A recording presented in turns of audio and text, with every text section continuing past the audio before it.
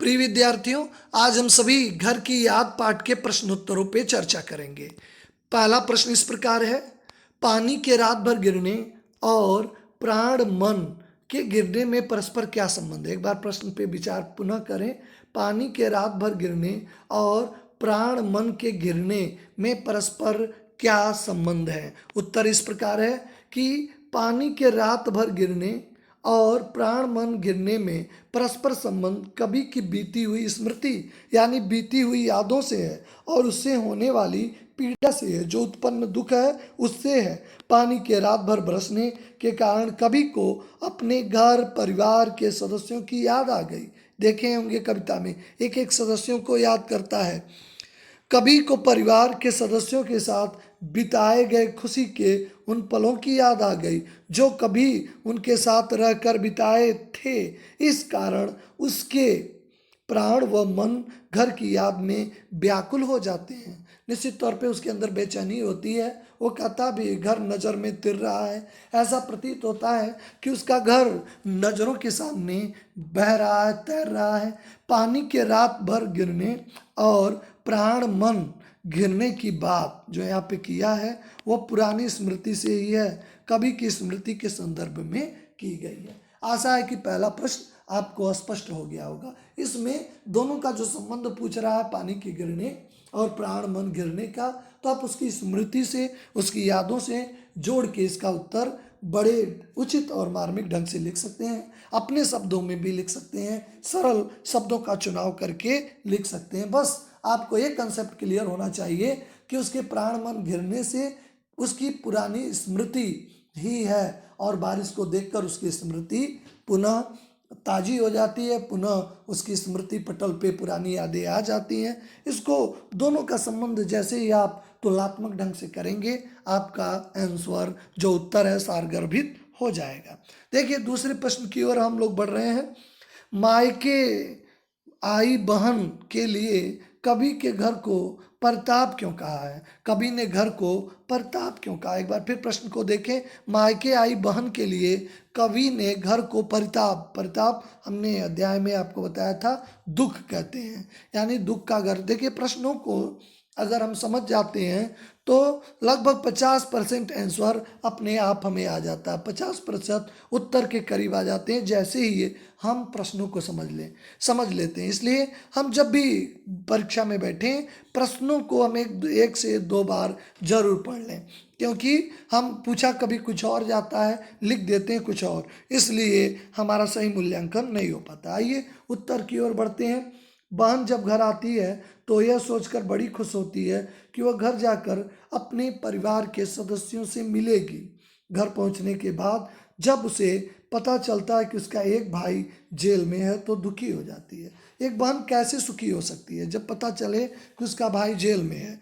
घर के सभी सदस्यों के होने के बावजूद भी घर के सभी सदस्यों के होने के बावजूद भी एक भाई के घर में न होने पर वहाँ का वातावरण दुख से भरा रहता है। इसलिए कवि ने घर को परिताप का घर कहा है। कवि ने इसीलिए घर को दुख का घर कहा है। निश्चित तौर पे प्रश्न बहुत ही मार्मिक था, यानी बहन तो कहने के लिए मायके घर के आई है, मायके आई है, पिता के घर आई है, लेकिन कैसे वो परिताप के घर आई है? तो एक बहन कैसे सुखी रह सकती है यदि उसका भाई जेल में है? तो निश्चित तौर पे उसके दुखों को, बहन के दुखों को आप व्यक्त कर देंगे मार्मिक शब्दों में तो आपका उत्तर पूर्णता को प्राप्त कर जाएगा। आइए बढ़ते हैं हम सभी तीसरे प्रश्न की ओर।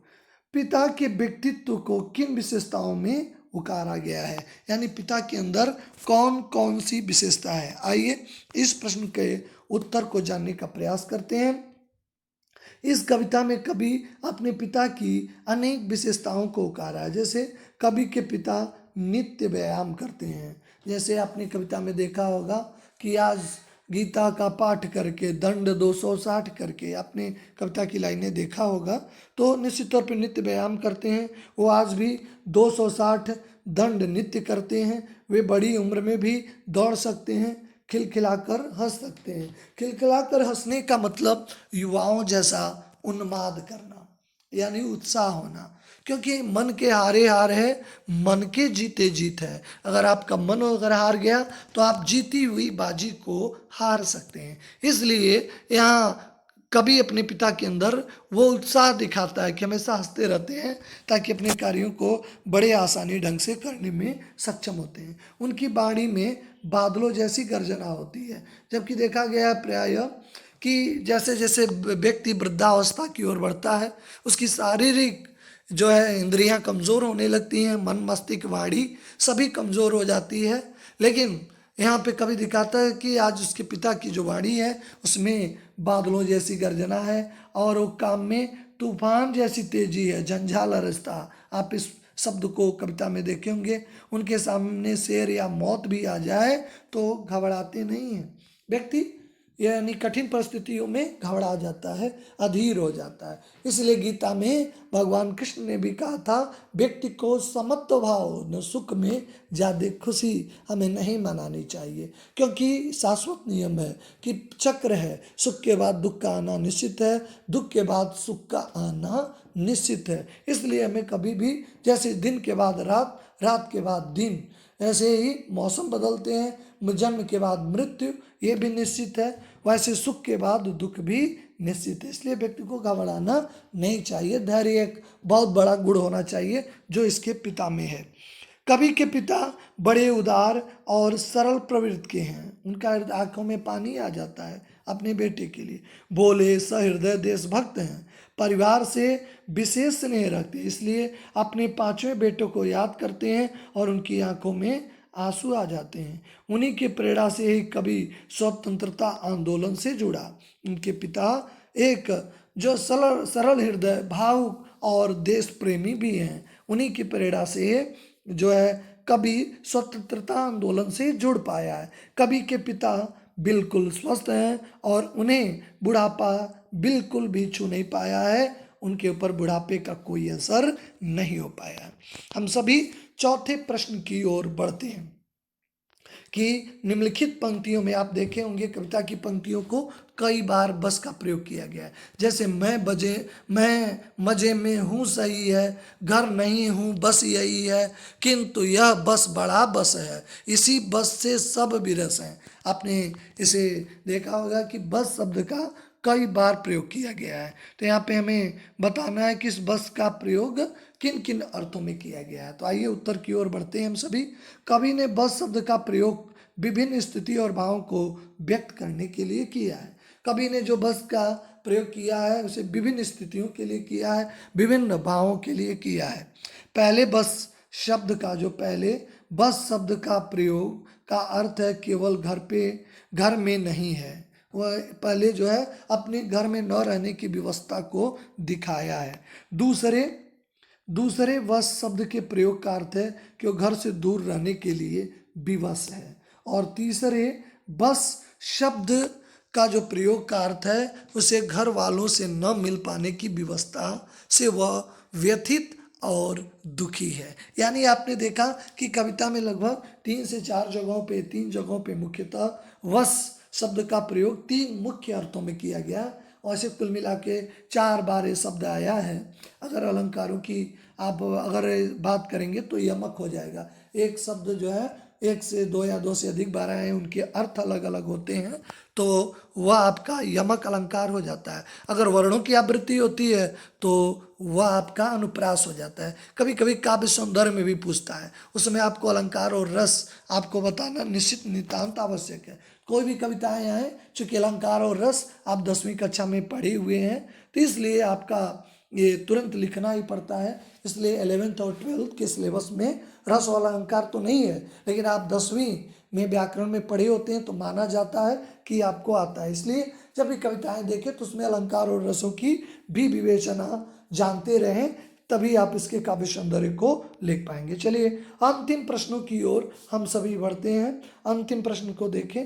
कविता की अंतिम पंक्तियों को पढ़कर कल्पना कीजिए कि कवि अपनी किस स्थिति व मनोस्थिति को अपने परिजनों से छिपाना चाहता है। आप कविता को पढ़े होंगे तो प्रारंभ से लेकर सभी सदस्यों को याद करता है और अंत में बादलों से को आह्वान करता है और कहता है अपनी पीड़ा को न बताने के लिए। तो किस पीड़ा को नहीं बताना चाहता है? इसका उत्तर इस प्रकार है।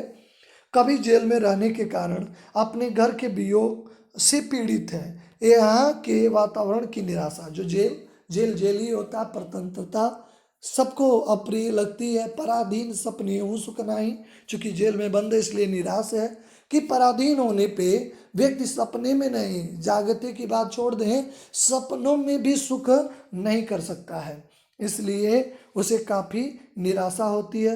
रात भर जागते रहना, लोगों से भागना, सबके कारण उसकी मनोस्थिति स्वयं को न पहचानने जैसी हो गई है। इसीलिए कभी नहीं चाहता कि उसकी इस हालत के बारे में घर वाले जाने, वो बिल्कुल ही नहीं चाहता उसके घर वाले जाने। इसलिए उसे अपने माता पिता और परिवारजनों को और दुखी हो जाएंगे जब उसके बारे में सुनेंगे। अतः वो बरसने वाले सावन से निवेदित करते हुए कहता है, अनुरोध करते हुए कहता है कि वो उसे छिपा कर बताएं। वो कहता है कि तुम बरस ले पर वे न बरसे, पांचवें को वे न तरसे। ये उत्तर में अगर लाइनें आप पुष्ट करते हैं, कविता की लाइनें आसान है, तो आपका उत्तर और भी प्रासंगिक होता है। एग्जामिनर को लगता है कि बच्चा जो पठित है, कविता की लाइनें याद हैं, तो प्रश्नों में अगर कविता की लाइनों का समावेश करते हैं तो आपका उत्तर और बलवती होता है और अच्छा मूल्यांकन होता है। इसको स्पष्ट करने के लिए जो सावन से कहता है, अगर आप लिख देते हैं हे हरे सजीले सावन तुम बरस लो पर वे न बरसे, अगर इस तरह की लाइनें लिखते हैं, पांचवें क्यों वे न तरसे, इस तरह की पंक्तियां जब आप लिखते हैं तो आपका उत्तर और भी बलवती हो जाता है और भी मजबूत हो जाता है। वह सच्चाई को छिपा कर यह बताए कि वो मज़े में है, पढ़ लिख रहा है, उसका वजन 70 किलो है, खेल कूद में मस्त है, उसे जेल में रहते हुए भी किसी भी प्रकार का कष्ट नहीं है। वो बताना चाहता है कि वो जेल में है लेकिन उसे किसी भी प्रकार का कष्ट नहीं है, वह स्पष्ट कर देना चाहता है। इस तरह हमने सभी प्रश्नों पर विवेचना की, बड़ा ही आसान है और इसका उत्तर हम बहुत ही आसान ढंग से अपने शब्दों में लिख सकते हैं। चलिए, आप सभी का धन्यवाद। नेक्स्ट वीडियो में आपसे मुलाकात होती है। हिंदी उत्कर्ष चैनल को आप लाइक और सब्सक्राइब करें ताकि आपको नई वीडियो का अपडेट मिलता रहे और आप अपने ज्ञान का अर्जन करते रहें।